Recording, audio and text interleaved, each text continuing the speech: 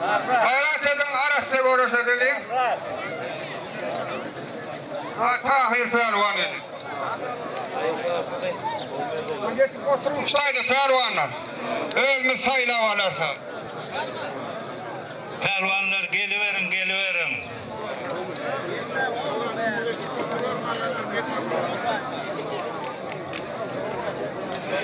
Hirqaladan aman yerliğin dostu Bay Pehlivan 50 min manat koyya bayıngam toyken bol. Aşı 4 san ahallin biri meyli. Yani var inşallah. Anna Pehlivan 20 manat.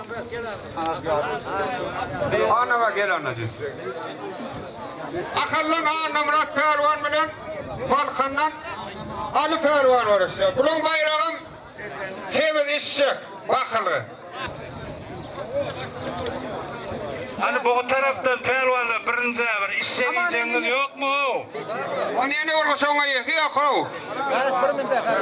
Yok mu? Mihman mı olsa yağday olsa mihman olsa.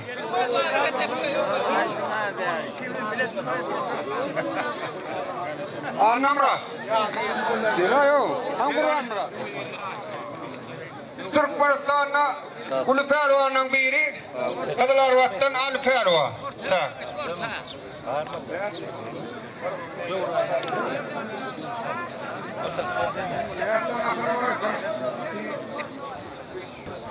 Akallın ağırna Murat Pehlivan bilen Balkan'dan Ali Pehlivan var işte. Bunun bayrağın temiz işçek. Bakılı. Hatta Pehlivan git. Kuvat Pehlivan'ın öz Pehlivan'ın el arasında kovu arası bakalım.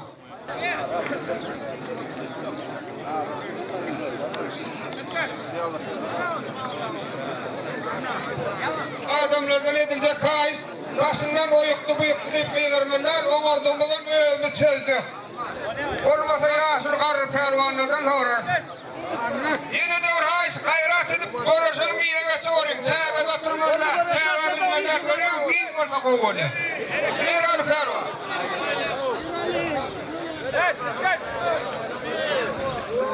Gelin.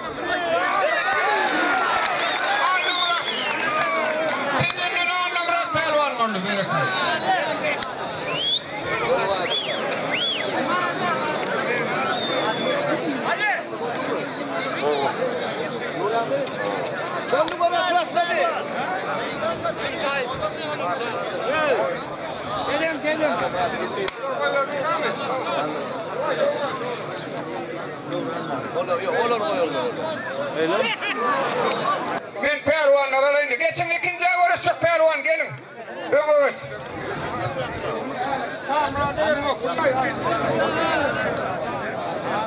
Birinci dört tane işçi yatağa oklan pehlivanlar. Mardan. Bu karım. Mari Türkmen alay etrafından Devran Pehlivan. Mar vilayetinin ulu pehlivanlarının biri. Tizenli Anna Murat Pehlivan. Alamak kopuyor. Birinci dört, her bir işçi yatağa oklan pehlivanlar. Adamlar Sulu Pehlivan'ın her sayısına pehli pulun 100 manat bayrağı var. Başladı o şular da var İsmail'den.